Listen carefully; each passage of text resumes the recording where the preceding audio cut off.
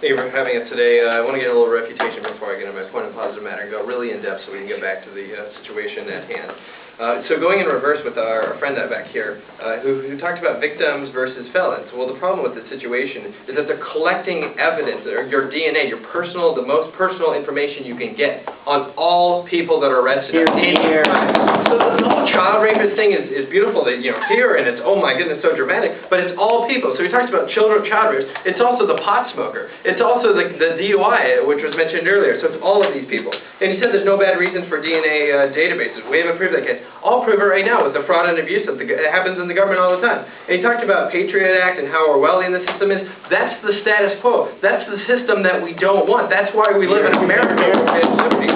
He also talked about a great quote from Benjamin Franklin. I'll give you another one. He who trades liberty for security deserves neither and will lose both. And that's what we're having under this system. We're losing our rights slowly and slowly. And he talks about the death row. Aaron talked earlier about the voluntary DNA. If you're convicted of a crime and they say, hey, we have the DNA of the raped person on the raped dead person, well, then you could voluntarily give up your DNA in court and then say, that wasn't me, obviously. But taking everyone's DNA, all people that arrested, not just felons like they would have you believe, is not a good system that we believe in. And then in this positive matter, when he brings up Megan's Law, sure, that's great to obviously stop child rapists, but the law that we're saying over here is even if you accept the fact that you want to take DNA from convicted people, that's one debate we could have, but they're proposing taking the DNA from all suspected criminals or suspected people that have been arrested. And then you talk about unsolved crimes and domestic murder. We have obviously solutions over here that we propose that there are alternatives to it,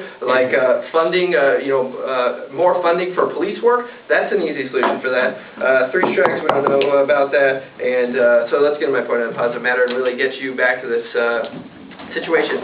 Let's go to the history, right? We have the Fifth Amendment, right, which is the right not to self-incriminate, which is why you don't have to speak. You have the right to remain silent. The reason that is because for all of these reasons we've been talking about before, is so that the government can't oppress you because you don't know the rules. It's the rules to help the oppressed, right? It's the rules that are there for the minorities who don't know about their rights, so that the government can't say, you need to tell me, did you commit that? And the person can say no. But unfortunately, as we're proving with trending and police oppression and the Patriot Act, all of these things, the government continues to get more bigger and bigger. And Craig made this great point about how DNA is information. Yeah, it is information, which is why you have a Miranda right, the right to remain silent, right? And we're saying that DNA is going beyond that and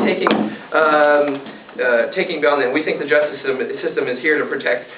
We absolutely think that the justice system is here to protect both, but you also have to protect the innocent and those that are trying to be oppressed by the state, which often happens in society, which is why America is founded on these principles where you have the right to innocent to proven guilty, which gets me to my first point, but I will take a question. The speaker clearly wants you to believe that some crimes are worse than others, and we on the government side that believe a crime is a crime no matter what the level, and we believe that is why we believe that it should be all arrested people and we are not limiting it to a certain type of crime. Great. So all arrested people. So the dope smoker should have his DNA, the core of who he is, taken from him so that they can have a massive database system which will lead to fraud and abuse. But so that's exactly my first point about how their premise is the arrested person, all people. We think that's a fundamental flaw. We have a disagreement with that because you're taking all DNA from all people. And we had an alternative about the appeal process, which is a great history about how you're given a lawyer if you can't afford one, right? And the justice system has to prove the case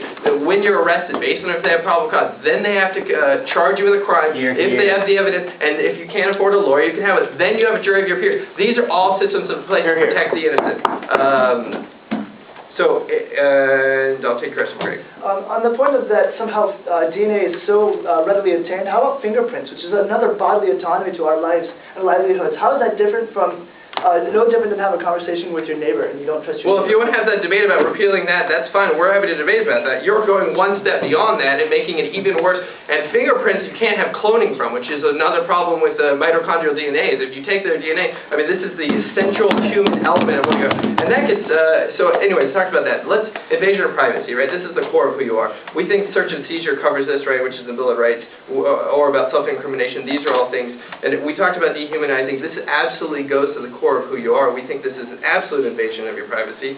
But the potential for fraud and abuse is the extension that I'm going to continue with this, because apparently this side hasn't heard about it. The government often has issues with things, right? So they've changed the rules spontaneously, right? Someone mentioned the census earlier, or the Japanese internment. Actually Craig mentioned it, but the Japanese were interned based on the census information, which is a felony if you don't tell the government what background you have. It originally was intended that it was a count of how many people are in America. Now the government has said, it's not only a count, but tell us your ethnic information, tell us who lives in your household, and then based on that, hey, let's round up the Japanese. So if you have their DNA, we think that's one step closer for abuse. And when it's the core human element of who you are, we think that's a bad thing. So there is a system failsafe, which isn't, which has potential for abuse. The President Obama, when he was running for president, his passport information was breached at the State Department.